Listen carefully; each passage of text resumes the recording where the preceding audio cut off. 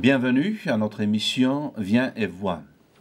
Alors nous rentrons dans une autre phase où nous apprenons ce que le Seigneur Jésus et pourquoi le Seigneur Jésus est venu. Bienvenue chers amis, la vie en Christ n'est pas une vie toujours facile, mais c'est une très bonne aventure.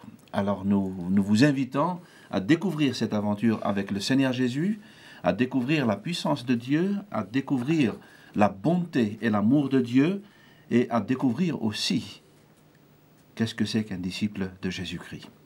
Alors, nous allons le faire, bien entendu, en lisant les Écritures saintes. Donc, nous sommes toujours dans l'Évangile selon Matthieu. L'Évangile, c'est la parole de Dieu, comment Dieu l'a révélé à Matthieu, qui nous décrit les paroles et les gestes, la vie de Jésus-Christ. Et nous allons le faire avec l'aide de Dieu et puis avec l'aide des frères Meki et Hassen. Vous êtes pasteurs tous les deux dans les églises ici en France. Bienvenue. Merci. Et merci pour votre aide. Et à Delila aussi, merci pour ta présence. Merci d'être avec nous. Merci. Et merci au Seigneur Dieu qui nous fait, qui nous fait grâce par la présence de Dieu au milieu de nous. Car la parole de Dieu nous dit, là où 2 ou 3 sont réunis en mon nom, je suis au milieu d'eux. Alors demandons à Dieu de nous bénir. Seigneur Dieu, nous te demandons de nous bénir. Nous te demandons, Seigneur, de nous aider à comprendre les choses cachées. Seigneur, donne-nous la foi des enfants, comme on dit. Donne-nous, Seigneur, à être simples. Donne-nous, Seigneur, à comprendre et à saisir le sens de ta parole. Merci de bénir ceux et celles qui suivent ces émissions, qui nous regardent. Merci de bénir nos frères et sœurs en Christ. Et merci de leur faire ta grâce, Seigneur, de les encourager. Et que ceux qui ne te connaissent pas, Seigneur, puissent aussi être visités. Nous rendons grâce et nous louons le Seigneur notre Dieu au nom de Jésus-Christ. Amen. Amen. Amen. Alors, comme je disais, nous allons rentrer dans une phase, une autre phase dans la vie du Seigneur Jésus. Son cheminement, ce qu'il a enseigné, etc. Nous avons vu beaucoup de choses dans son enseignement. Nous avons vu sa puissance, son autorité, et nous allons voir aussi pourquoi le Seigneur Jésus est venu sur la terre. Parce que beaucoup pensent que c'est par hasard, beaucoup pensent que c'est, ou bien ne connaissent pas le but, et c'est ce que nous allons essayer de découvrir au travers de ces émissions. Alors, nous allons lire, je demanderai à Dalila de nous lire donc l'Évangile selon Matthieu, chapitre 16, versets 13 à 20. Jésus, arrivé sur le territoire de Césarée de Philippe, posa cette question à ses disciples. « Au dire des gens, qui suis-je, moi, le Fils de l'homme » Ils répondirent, « Les uns disent Jean-Baptiste, d'autres Élie, d'autres Jérémie ou l'un des prophètes. Mais vous, leur dit-il, que dites-vous que je suis » Simon-Pierre répondit, « Tu es le Christ, le Fils du Dieu vivant. » Jésus reprit la parole et lui dit, « Tu es heureux, Simon, fils de Jonas, car ce ne sont pas la chair et le sang qui t'ont révélé cela, mais mon Père qui est dans les cieux. Et moi, je te dis que tu es Pierre, et que sur cette pierre je bâtirai mon église, et que les portes du séjour des morts ne prévaudront pas contre elle. Je te donnerai les clés du royaume des cieux. Ce que tu lieras sur la terre sera lié dans les cieux, et ce que tu délieras sur la terre sera délié dans les cieux. » Alors, il recommanda sévèrement aux disciples de ne dire à personne qu'il était le Christ. Merci. Alors, je crois que c'est la question que nous avons, la question, je dirais, la plus répandue dans le monde spirituel, même dans le monde, je dirais, normal. Qui est Jésus-Christ ? Qui est Jésus-Christ ? Je crois que c'est la question que l'on se pose, que l'on peut se poser. Eh bien, donc à partir de ce passage, je vous laisse la parole pour nous aider à comprendre et à répondre à cette question. Qui est Jésus-Christ? Jésus lui-même va poser la question à ses propres disciples. Qui dites-vous que je suis? Il va responsabiliser, il va demander l'opinion des disciples. Qui dites-vous que je suis? Et bien sûr, les uns ou les autres répondent parmi les disciples, oui, c'est un tel prophète, c'est Élie, etc.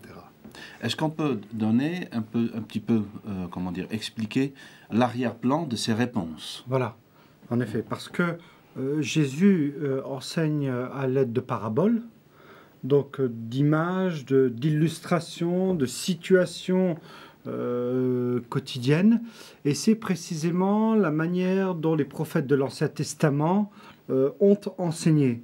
Et sa façon d'enseigner, donc ces paraboles, ces miracles, correspondent effectivement au modèle du prophète de l'Ancien Testament, d'où les réponses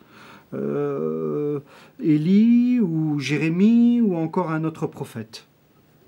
Bien. Alors, quand on dit, quelle était l'attente du peuple à l'époque, puisqu'on parlait du prophète? Alors, Jésus ne rejette pas le titre de prophète, mais il est plus qu'un de ces prophètes, tant et même si il leur ressemble à certains égards. Il est plus que Jean-Baptiste, il est plus qu'Élie, il est plus que Jérémie ou un quelconque autre prophète. Est-ce qu'il y avait une attente? Est-ce qu'il y avait... Oui, ce que l'on appelle l'attente messianique.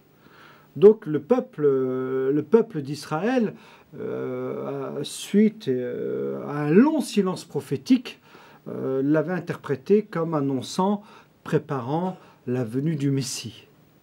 Bien. Qui était Jérémie? Puisqu'il est cité ici. Le prophète Jérémie, qui était-il? C'était sous un roi, un jeune qui a été appelé à devenir prophète des nations, prophète de son peuple, pour annoncer bien sûr les oracles de Dieu. Les oracles, c'est les dires de Dieu, les paroles de Dieu. Et voilà ce qu'était Jérémie. Oui. Alors, peut-être une petite information, c'est que Jérémie peut-être a vécu des moments très très difficiles. Donc le déportement, qu'on appelle ça, l'exil, la déportation, oui. Alors que lui-même, donc, il a subi ces difficultés vécues avec son peuple. Donc c'était un prophète qui était aussi lié, très très proche, tout à fait. Qui a vécu les mêmes difficultés que son peuple. Alors, les autres, est-ce que l'Ancien Testament, donc les Écritures qui ont devancé le Seigneur Jésus, dans la Torah, dans les prophètes, etc., est-ce qu'il était question d'un Messie ou d'un prophète Oui. Alors, il faut préciser que le terme Messie désigne, selon le sens du mot hébreu, être oint d'huile. Oui. Donc, être consacré, être mis à part. On parle même d'une huile sainte qui était versée pour consacrer un prêtre ou un roi. Oui. Et on verra par la suite, en crescendo, que Jésus, finalement, revêt ces deux fonctions. Il est le grand prêtre selon Dieu, et il est le roi David, mais le roi de la lignée royale davidique, n'est-ce pas? Et quel était le rôle d'un prêtre? D'enseigner le peuple et représentant du peuple devant Dieu. Voilà. Donc c'était en quelque sorte l'intermédiaire entre Dieu et le peuple. Voilà. Ouais. Alors, c'est le Seigneur Jésus lui-même qui a posé cette question, au dire des gens. Oui. Et donc, ce que l'on pourrait faire remarquer, c'est un seul disciple qui va révéler l'identité de Jésus. Pierre, tu es le Fils du Dieu très haut. Et Jésus répondra, tu as raison, mais ce n'est pas toi qui as eu cette révélation, c'est Dieu, c'est mon Père qui te l'a révélé. Et je crois que pour tous ceux qui veulent connaître Christ, ils ont besoin de révélation. qui vient de là-haut. Et c'est pourquoi beaucoup se butent à comprendre qui est Jésus. Ouais. Beaucoup. Bien, est-ce que peut-être c'est bien de nous rappeler la notion de fils de Dieu, parce que Dieu est un fils. Oui, mais là encore, on le voit bien dans l'Antiquité, en Mésopotamie, que ce soit en Canaan, en Égypte, le roi était aussi à porter le titre de fils de Dieu, n'est-ce pas? Mais dans le sens fils de Dieu, représentant de Dieu sur la terre. Oui. Voilà. Oui. On a donné, lors des émissions précédentes, quelques expressions. Donc le fils de David. Fils de David. Le fils de l'homme. Voilà. Nous avons vu aussi le fils de l'homme. On a vu aussi le fils d'Abraham. Donc les enfants d'Abraham, fils d'Abraham. Et on dit dans le langage maghrébin, dans le langage arabe, on dit Ould Bled, donc le fils du pays. Donc c'est peut-être bien de le souligner que ce n'est pas la relation entre Dieu et le Seigneur Jésus, dans cette relation filiale, n'a pas un sens humain, c'est un sens spirituel. Bien, alors, qu'est-ce que vous avez encore à nous ajouter, à nous enseigner, d'après la réponse des disciples? Ce que Pierre a eu comme révélation, et Jésus qui reprend, mais Jésus va plus loin. Non seulement Pierre a cette révélation, mais il va parler de Pierre lui-même en tant que celui qui va être un peu le moteur pour une nouvelle lignée, ou disons un peuple qu'est l'Église en fait. Pierre qui va être celui qui annoncera l'Évangile par la suite et continuera le ministère de Christ avec d'autres pour justement établir le corps, l'Église de Jésus-Christ. L'auteur du fondement de l'Église, de l'établement de l'Église, c'est Jésus. Mais il utilisera des hommes tels que Pierre et d'autres. Donc on peut rajouter aussi par là, je vais rebondir sur ce que tu dis mon frère, lorsque le Seigneur il dit « Moi je te dis que tu es Pierre et que sur cette pierre je bâtirai mon Église », on peut comprendre par là que le Seigneur dit sur cette révélation que tu as. Tout à fait. Je bâtirai mon Église. C'est-à-dire que là, le Seigneur souligne que l'Église, ce n'est pas le bâtiment. Ce n'est pas les fondations que les hommes peuvent monter, le temple de pierre, mais le temple à pierre vivante. Alors, je pense que c'est la seule fois où Jésus prononcera le mot Église. Oui. Déjà. Et en effet, dans ce que tu dis, sur cette révélation, on pourrait même être plus précis en disant sur cette confession de foi. Oui. C'est sur cette confession de foi que je bâtirai mon Église. C'est-à-dire, c'est sur cette vérité révélée que l'Église va prendre appui et va se construire. C'est une révélation extraordinaire, très profonde. Je peux bien m'imaginer si je recevais une telle révélation, je faisais vraiment sauter de joie, etc. Mais nous allons... C'est ce qui se passe en effet pour tous ceux qui rencontrent Christ encore aujourd'hui. Ouais. C'est de la joie. Il faut dire que j'ai sauté vraiment de joie quand j'ai compris que le Seigneur Jésus était mon sauveur. J'ai vraiment dansé de joie, bien que je ne sois pas un bon danseur. Une joie qui va au crescendo. Alors, on continue. On continue. Alors, je demanderai à Dalila de nous lire du verset 21 au verset 28. Toujours dans le chapitre 16 de l'Évangile selon Matthieu. Jésus commença dès lors à montrer à ses disciples qu'il lui fallait aller à Jérusalem, souffrir beaucoup de la part des anciens, des principaux sacrificateurs et des scribes, être mis à mort et ressusciter le 3e jour. Pierre le prit à part et se mit à lui faire des reproches en disant « À Dieu ne blaise, Seigneur, cela ne t'arrivera pas !» Mais Jésus se retourna et dit à Pierre « Arrière de moi, Satan, tu es pour moi un scandale, car tes pensées ne sont pas celles de Dieu, mais celles des hommes. » Alors Jésus dit à ses disciples, « Si quelqu'un veut venir après moi, qu'il renonce à lui-même, qu'il se charge de sa croix et qu'il me suive. Quiconque en effet voudra sauver sa vie la perdra, mais quiconque perdra sa vie à cause de moi la trouvera. Et que servirait-il à un homme de gagner le monde entier s'il perd son âme? Ou que donnera un homme en échange de son âme? Car le Fils de l'homme va venir dans la gloire de son Père avec ses anges, et alors il rendra à chacun selon sa manière d'agir. En vérité, je vous le dis, quelques-uns de ceux qui se tiennent ici ne goûteront point la mort, qu'ils n'aient vu le Fils de l'homme venir dans son règne. Merci. Alors, je vous laisse la parole pour enchaîner la partie que nous avons discutée. Et cette partie, quelle est je dirais, les composantes opposantes des deux parties? Encore là, Pierre va intervenir après une parole assez difficile à accepter. Cela se comprend. Pierre aimant Jésus, marchant avec lui, et Jésus qui commence à dire « Je vais bientôt vous quitter, je vais bientôt mourir, je vais souffrir ». Et Pierre, comme à son habitude, c'est de réagir au quart de tour et de dire « Non, cela ne t'arrivera pas ».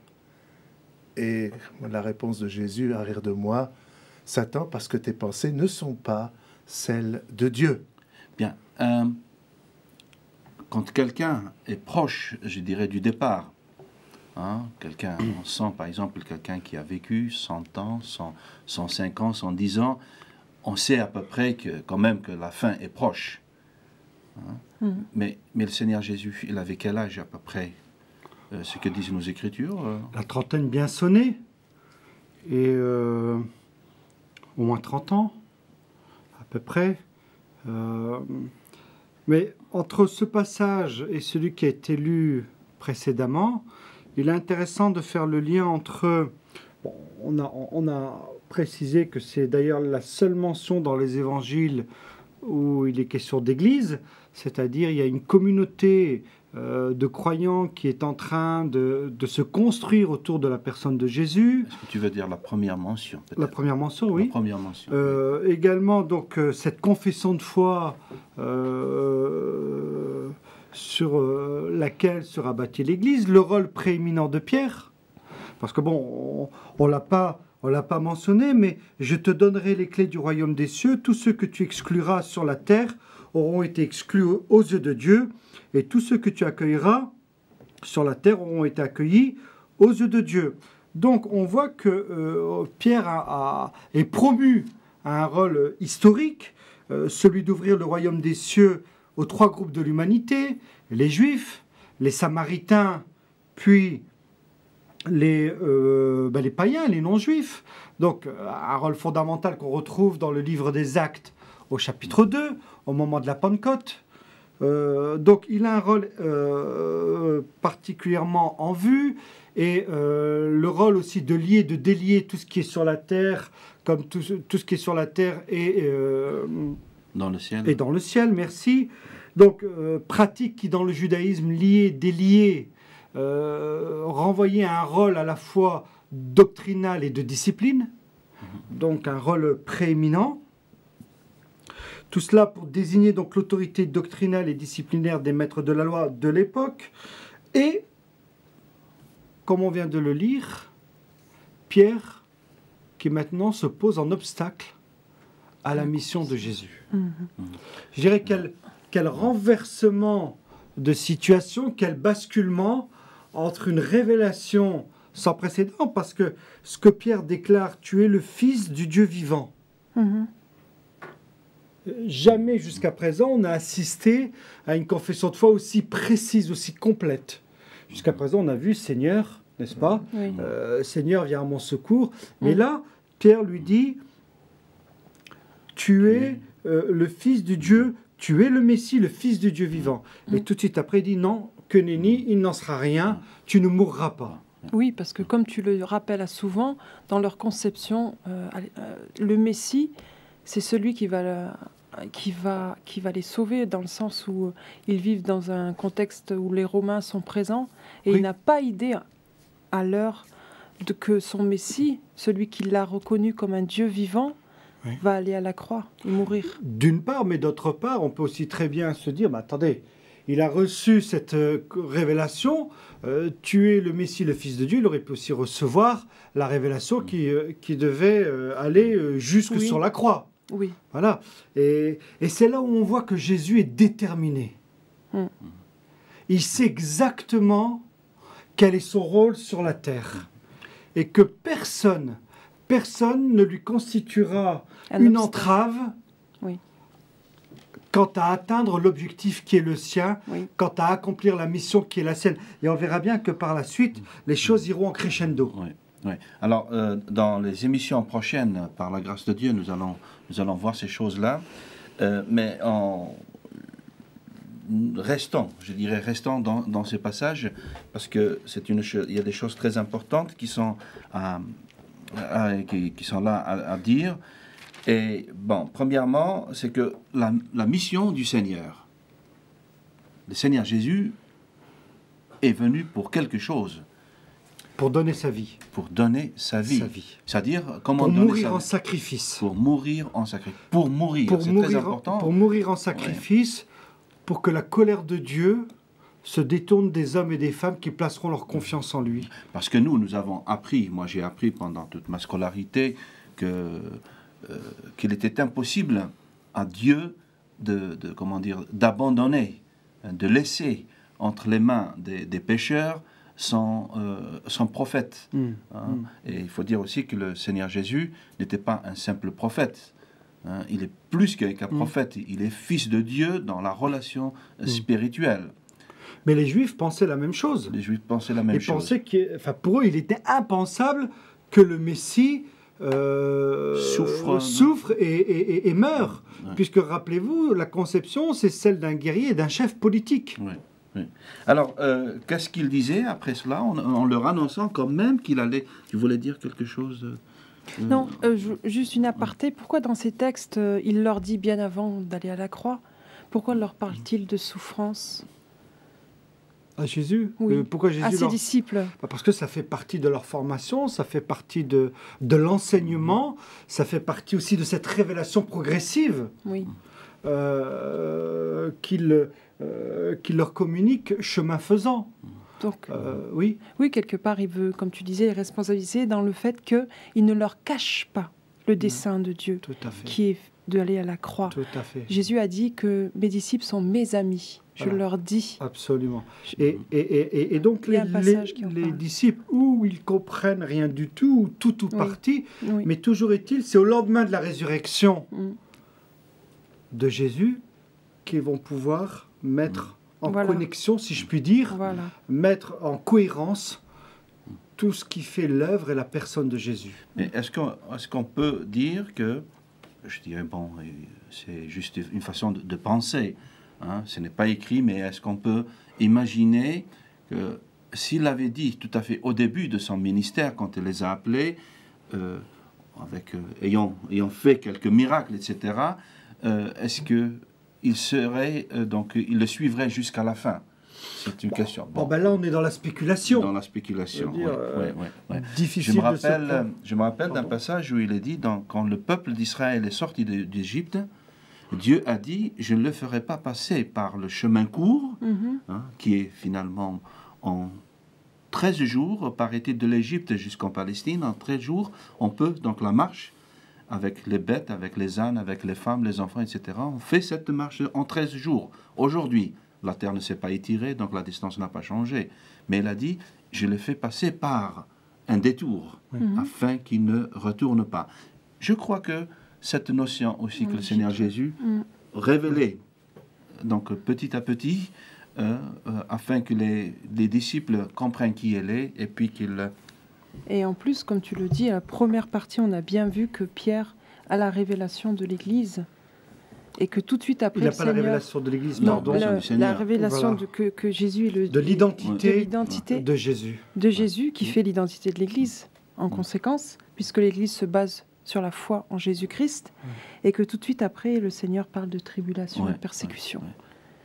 Alors, quelles sont les choses que le Seigneur avait donc dites, les choses que le Seigneur avait dites pour comment dire, pour nous aider, pour nous encourager, je dirais même pour... il dit quiconque, en effet, sauvera sa vie, hein, la perdra. Oui, oui. Alors, qu'est-ce qu'on peut comprendre de ces choses? Mais si tu veux bien, il faut aussi s'arrêter sur un point, oui. C'est que Jésus identifie la pensée humaine à la pensée diabolique. Dans le sens où, quand Pierre lui dit, alors Pierre le prit à part et se mit à lui faire des reproches, que Dieu t'en préserve, Seigneur, cela ne t'arrivera pas.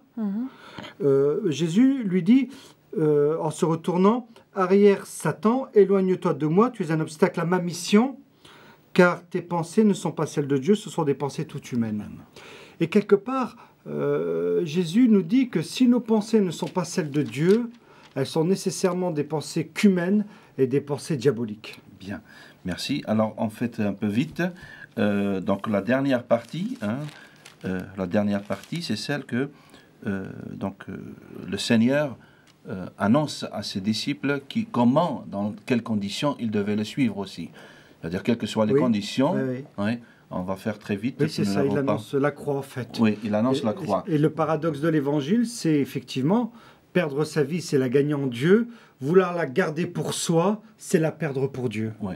Alors, porter sa croix, est-ce que c'est le collier qu'on peut mettre sur... Non. Et mettre à... Très bonne question. En effet, et beaucoup d'artistes, beaucoup de chanteurs ont la croix, mais sans réellement la vivre. Et il faut bien comprendre que la croix est un instrument de mort qu'utilisaient les Romains, mais qui trouve déjà son origine dans la Perse antique, n'est-ce pas? Et que c'est par là même que Jésus va mourir, mais cette croix pour nous, c'est la marche dans l'adversité, dans l'hostilité, la marche du disciple. Et le disciple, tout autant que Jésus, doit, comme on l'a vu dans les émissions précédentes, s'attendre à avoir de l'opposition. Bien, merci. Nous sommes à la fin de notre émission. Donc, chers amis, chers frères et sœurs, la vie avec le Seigneur n'est pas facile. Il ne nous a jamais promis une vie facile, mais il nous a promis d'être avec nous. Il nous a promis de nous donner la force au moment opportun, au moment nécessaire. Et il nous a promis d'être avec nous. Alors, portant notre croix, non pas un collier, une jolie croix en or ou quoi que ce soit, mais la croix, c'est justement vivre la vie de Jésus-Christ. J'espère que vous avez pu comprendre certaines choses. J'espère que vous avez été bénis et que Dieu vous bénisse et que Dieu vous fasse du bien. Alors, si vous voulez réagir, vous aurez les données sur l'écran. Nous vous laissons à la grâce de Dieu et à la prochaine. Au revoir.